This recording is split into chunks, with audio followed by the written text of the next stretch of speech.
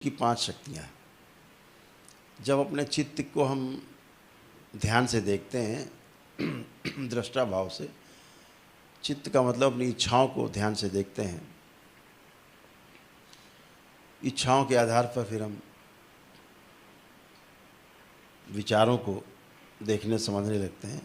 उसके आधार पर हमारी क्या क्या आशाएं बनी हुई हैं, क्या हमारी एक्सपेक्टेशंस हैं, तो हमें सही की जो एक्सपेक्टेशन जो हमारी है वो दिखने लगती हैं। अपेक्षाएं हमारी जो सही की इच्छाएं हैं वो दिखने लगती हैं। ये पिक्चर बन जाता है साफ साफ।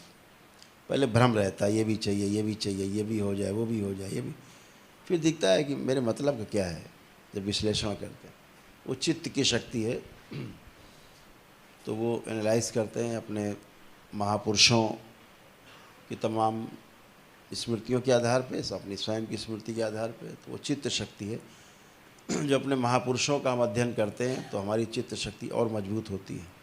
हमारी जो आशा बंधन है टूटने लगता है, विचारों का जो बंधन है टूटने लगता है, गंदगी जाने लगती है और सही की इच्छा दिखने लगती है। तो चित्त शक्ति हमारी मजबूत हो जाती है, क्योंकि जो इतना भार रहता है चित्त में, ये भी वो भी वो भी ये भी सब कुछ, तो वो कुछ में आ जाता है, सीमित हो जाती, तो भार कम हो जाता है।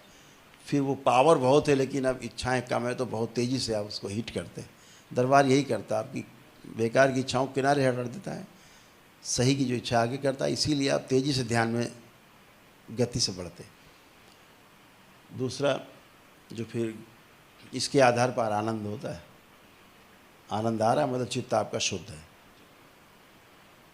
प्रमाण हो गया। सत्य, चित्त, आनंद। हाँ, अब बचा क्या? इच्छा शक्ति। अब आपकी जो इच्छा शक्ति है, विल पावर, बहुत मजबूत हो जाएगी, क्योंकि अब आप में खराब की इच्छा नहीं, ये वो जितना भी चीज़ें बचा नहीं, कूड़ा करकट बचा नहीं, तो इच्छा शक्ति आपकी सबसे मजबूत हो जाएगी। आपकी इच्छा शक्ति, आपका जो 90 लाख का नाभि का केंद्र है, यही जीवन का केंद्र है। तो आप जीवन के केंद्र में आ जाते हैं। जैसे ही आप केंद्र में आते हैं तो संकल्प यहीं से उठता है। तो संकल्प की शक्ति की शुरुआत होती है। इच्छा शक्ति से जुड़ के फिर ज्ञान की तरफ गति करते हैं, वो ज्ञान की शक्ति कहलाती है, अनुभव की शक्ति कहलाती है। वो उसकी 5वीं शक्ति है। तो शिव तक कंप्लीट हो जाते हैं। तो शिव की 5 शक्तियाँ, प्रथम चित्त शक्ति, दूसरी आपकी आनंद की शक्ति, तीसरी इच्छा शक्ति, चौथी संकल्प की शक्ति और 5वीं ज्ञान की शक्ति है।